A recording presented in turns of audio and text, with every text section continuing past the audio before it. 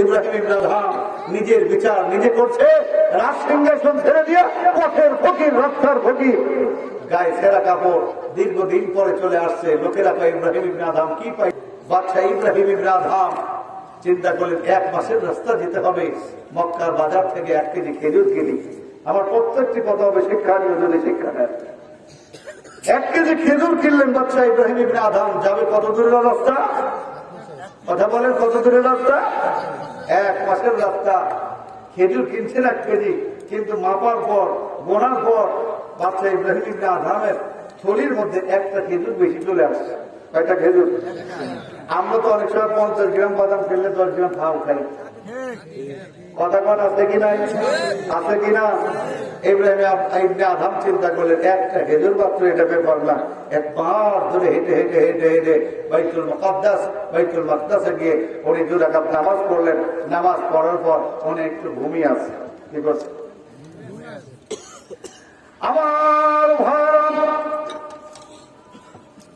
বাদশা ইব্রাহিম ইবনে Adham ঘুমের মধ্যে দেখি ওনার পাশে 2 জন ফেরেশতা দাঁড়া, 2 জন কথা বলতেছে। একজন ফেরেশতা আর একজন ফেরেশতার কাছে বলে, ভাই লোকটা কে চেনো? ওই ফেরেশতা বলছে, কে বলো দেখি কে? এই লোকটা হলো ইব্রাহিম ইবনে আদহাম। এরা ভাই ফেরেশতা ইব্রাহিম ইবনে আদহাম বুঝলাম, তবে লোকটার গায়ে কাপড় নাই, কাপড় ঠিক ভাবে নাই, ছেঁড়া কাপড়। ওই বলুকের বাচ্চা তো ছেড়ে দিয়ে একমাত্র আল্লাহ তাআলার ইবাদতে মশগুল হয়ে গেছে। ওই তারপরে তো ভালো। ওই ফেরেশতা বলে, ভাই তবে একটা বিষয়ের জন্য আমার আফসোস লাগে। ভাই কি জন্য আফসোস লাগে একটু বলতে পারবানি? ভাই জন্য আফসোস লাগে, আজকে 1টা মাস হয়ে গেল, 1টা মাস হয়ে গেল এই বাচ্চা ইব্রাহিম ইবনে আদহামের একটার উপর সেজদা, একটা তাসবিহ সুবহানাল্লাহ আলহামদুলিল্লাহ কোন কিছু আল্লাহ তাআলার দরবারে কবুল হয় না। তাহলে সূরাটার নাম কি? সূরা নামল। এই পৃথিবীতে 4 জন বাচ্চা ছিল যারা স্পেশাল বাচ্চা। কয় বাচ্চা? কথা বলেন, কয়জন? সবাই বলেন কয়জন? 4 জন বাচ্চা ছিল স্পেশাল, মানে মিনাল মাশরিকি ইলাল মাগরিবি। তাদের ক্ষমতার পরিধি ছিল সারা পৃথিবীর। ক্ষমতার পরিধি কতবার? সারা পৃথিবীব্যাপী। আমরা তো মোটামুটি ওয়ার্ডের মেম্বার হয়ে আমাদের ঠেকায় কে? কথা বলেন ঠিক কিনা? আমার সাথে লাগে কে? আল্লাহ বলছে, খলিকাল ইনসান যায়ফা, বান্দা বেশি বাড়াবাড়ি করিস না, আমি তোরে দুর্বল করে বানাইছি। তুই কত দুর্বল জানিস? তুই যত শক্তিশালী হোস না কেন, সকালবেলায় 2 বার পাতলা পায়খানা হলেই তোর অবস্থা তাই। কথা বলেন ঠিক কিনা? আল্লাহ বলেন, জিনকে মাহল্লু মে হাজারো রঙ্গ কি ফানো সিদি জারুন কি কবর পর হাওয়ার নিচে বাতি। তাকায় দেখেন, এই গ্রামে এমন মানুষ ছিল যাদের ধমকে পুরো এলাকা থরথর করে কাঁপতো। আজকে তাকায় দেখেন, তাদের কবরের উপর দিয়ে গরু ছাগল ঘাস খায়, কুত্তায় পায়খানা করে, শিয়ালে পায়খানা করে দেয়। কবর থেকে তার আবার ক্ষমতা। এটাই বাস্তবতা। এটা কি? এটাই বাস্তবতা। আমরা একদিন থাকবো না। কথা বলে ঠিক কিনা? তাহলে পৃথিবীর স্পেশাল বাদশা কয়জন? এই 4 জনকে আল্লাহ তাআলা বলছেন, আমি আল্লাহ কিছু সময়ের জন্য কাউকে ক্ষমতা দিই, আমি আল্লাহ সম্মানিত করি পরীক্ষা করার জন্য। কিসের জন্য? আল্লাহ সম্পর্কে কিসের জন্য? এই গ্রামের এমন মানুষ আছে যাদের আগে কিছুই ছিল না, এখন অনেক কিছু। ঠিক কিনা? আল্লাহ তাআলা কি দিয়েছেন কিসের জন্য?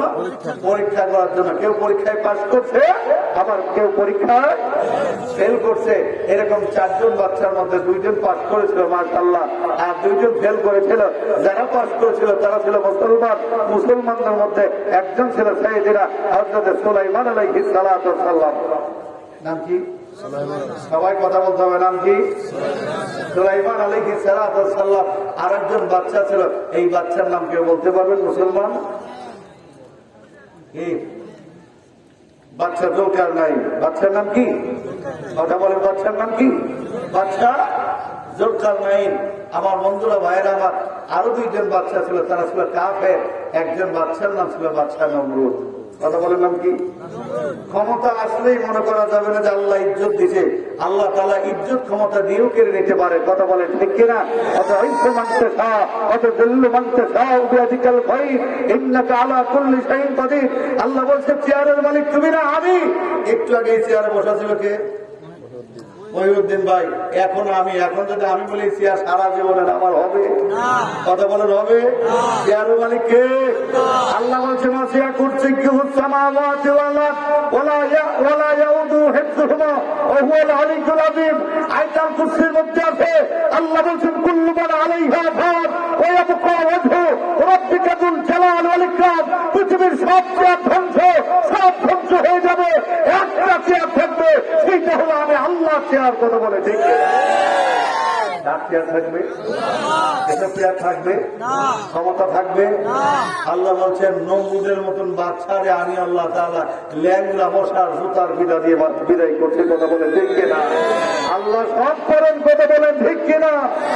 আমার বন্ধুরা পরীক্ষায় ফেল মারছে। আর একজন বাচ্চা ছিল, বাচ্চার নাম ছিল বাচ্চা বক্তেনসর। নাম কি? ইনো কাফের সারা পৃথিবীর বাচ্চা ছিল। এই বাচ্চা বক্তেনসর সে মানুষের রক্ত দেখে মজা পাইত। কি পাইত? মানুষের রক্ত দেখে মজা পাইত। যেই রকম জেরুজালেম, যেই রকম ইসরায়েল ফিলিস্তিনি মুসলমানদের রক্ত দেখে মজা পায়, সেই রকম বাচ্চা বক্তেনসর মানুষের রক্ত দেখে মজা পাইত। বলুন নাউজুবিল্লাহ। আমার বন্ধুরা, মানুষ কতদিন বাঁচে বলেন তো দেখি?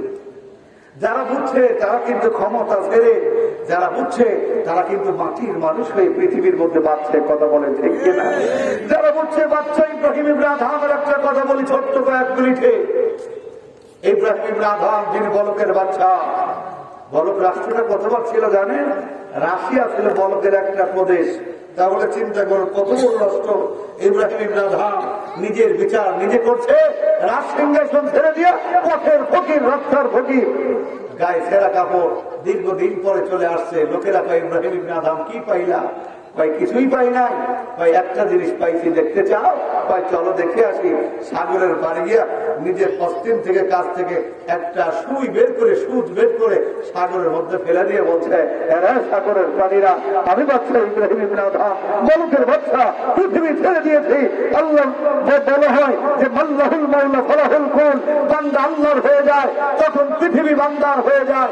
আমি চাই সাগরের ভিতরে আমার হারানো সুচটা খুঁজে পাইতে চাই। বলতে দেরি সাগরের যত প্রাণী ছিল, মাছ বলেন বিভিন্ন প্রাণী, এক একটা সুই নিয়ে সাগরের পারে বাচ্চা ইব্রাহিম ইবনে আদহামের সামনে হাজির বলেছে। কারণ তারা নিজের বিচার নিজে করেছে। মক্কার বাজারে গেছে, মক্কার বাজারে গেছে, হজ সম্পাদন করার পরে চিন্তা করছে আমি একটু বাইতুল মুকাদ্দাস থেকে ঘুরে আসি। যেই বাইতুল মাকদিসে হাজার হাজার নবী রাসূলকে আল্লাহ তাআলা প্রেরণ করেছেন, চিন্তা করলেন আমি একটু ঘুরে আসি। এই বলে হজ সম্পাদন করে তাওয়াফ করে বাদশা ইব্রাহিম ইবনে আদহাম চিন্তা করলেন 1 মাসের রাস্তা যেতে হবে, মক্কার বাজার থেকে 1 কেজি খেজুর কিনি। আমার প্রত্যেকটি কথা হবে শিক্ষানীয়, যদি শিক্ষা নেন। 1 কেজি খেজুর কিনলেন বাদশা ইব্রাহিম ইবনে আদহাম। যাবে কত দূরের রাস্তা? কথা বলেন কত দূরের রাস্তা? 1 মাসের রাস্তা। খেজুর কিনছেন 1 কেজি, কিন্তু মাপার পর, গোনার পর বাদশা ইব্রাহিম ইবনে আদহামের থলির মধ্যে একটা খেজুর বেশি চলে আসছে। কয়টা খেজুর? আমরা তো অনেক সময় 50 গ্রাম বাদাম কিনলে 10 গ্রাম ফাউ খাই। কথা কন আছে কিনা?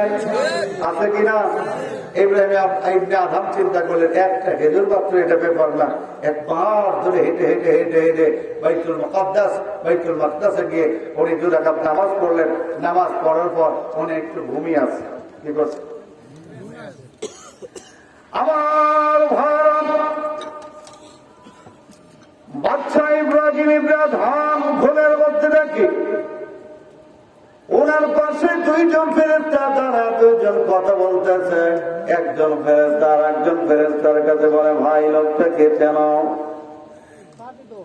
ওই ফেরেশতা বলছে, কে বলো দেখি কে? কয় লোকটা হলো ইব্রাহিম ইবনে আদহাম। এরা ভাই ফেরেশতা ইব্রাহিম ইবনে আদহাম বুঝলাম, তবে লোকটার গায়ে কাপড় নাই, কাপড় ঠিক ভাবে নাই, ছেঁড়া কাপড়। ওই বলকের বাচ্চা তো ছেড়ে দিয়ে একমাত্র আল্লাহ তাআলার ইবাদতে মশগুল হয়ে গেছে। ওই তারপরে তো ভালো।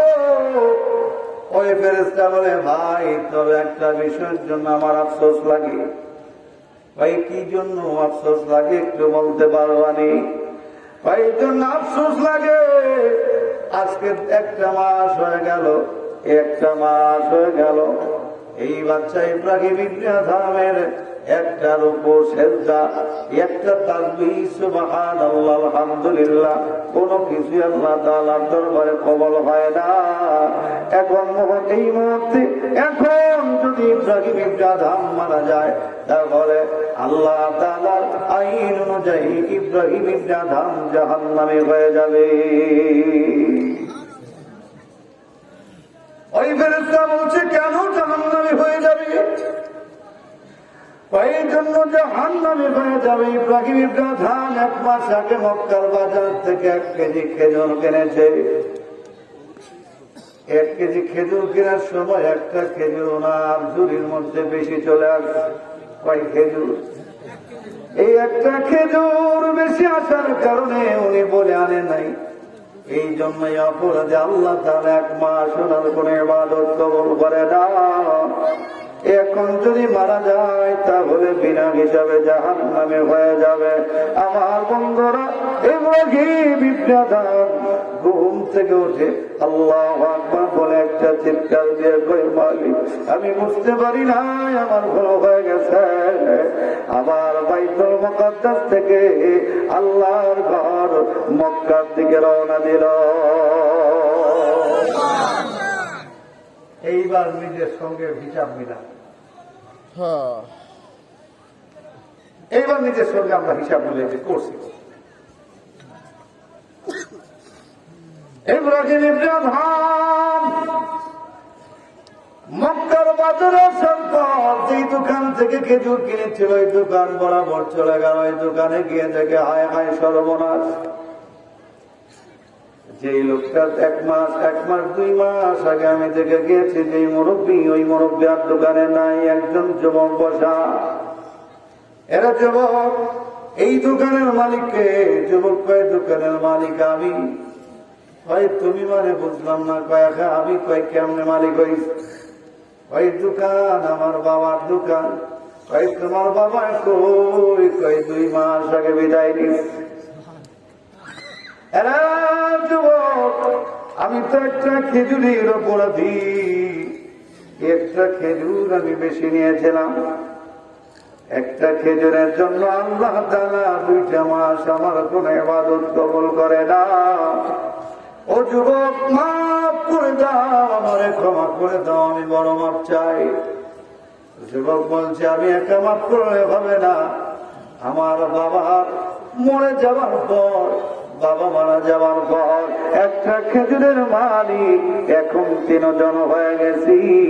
যদি মাপ চাইতে হয় তাহলে আমি আছি, আমার মা আছে, আর আমার বোন আছে। এই 3 জন যদি মাফ করে দেয় তাহলে মাপ হবে।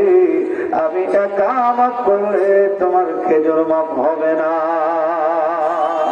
আমার জীবন, আমার মরণ, আমার বন্দিগি ইয়া ইলাহি কবুল করো, ইয়া ইলাহি কবুল করো আমার জিন্দেগি, আমার জীবন, আমার জীবন, আমার মরণ, আমার বন্দেগি। বলুন মারহাবা। ওই খেজুর এখন আমার কয়জন? যুবক তুমি মাফ করে দাও। যুবকের হাত ধরে ধরে বলকের বাচ্চা কান্দি। ওই খেজুর, বলকের বাচ্চা একটা খেজুরের জন্য যুবকের হাত ধরে কান্দার। কই যুবক মাফ করে দে, জীবনে যত ইবাদত করেছি সব ইবাদত গুলি আমার বরবাদ হয়ে যাবে। যুবক কয় সর্বনাশ, বলকের বাচ্চা একটা খেজুরের জন্য মাপ চাই, তবু 1 খেজুরের 3 ভাগের 1 ভাগ মাফ করে দিলাম। ও যুবক, চলো তোমার মায়ের কাছে আমার নিয়ে চলো। ওই যুবকের মায়ের কাছে কি দূর থেকে ডাক দেখবে, মা গো, একটা খেজুরের 3 ভাগের 1 ভাগ আপনি বলেন মাফ করেন। মহিলা মানুষ শোনার পরে, সব কিছু শোনার পরে বলছে, যাও মাফ করে দিলাম। ওই তবে আমার মেয়ে আছে, মেয়ের কাছ থেকে মাফ দিতে হবে, কয়ে মেয়েকে ডাক দেন। মহিলা বলছে, ইব্রাহিম ইবনে আদহাম, আমার মেয়ের তো বাসায় নেই। কয় আমার মেয়ের বহু দূর বিবাহ হয়ে গেছে। আমার মেয়ের কাছ থেকে মাফ নিতে হলে আবার তোমাকে কয়েকদিন ধরে হেঁটে হেঁটে যেতে হবে।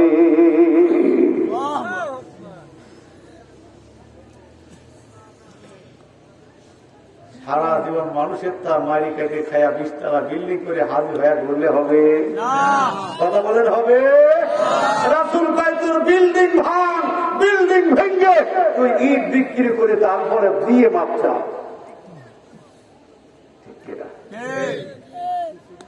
কয়েকদিন ধরে হেঁটে হেঁটে ওই মহিলার কাছে গিয়ে বলছে, মা গো মাফ করে দাও, বোন গো মাফ করে দাও। কই কি হয়েছে সব বলে দিলে।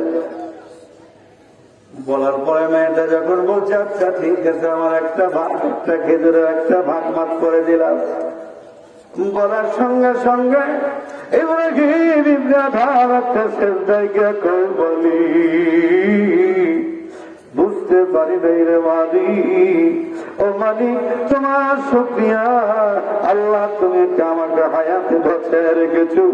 ও মালিক, এই 2 মাসের মধ্যে মারা গেলে আমি ইব্রাহিম ইবনে আদহাম না জানি জীবন বরবাদ হয়ে যাইত।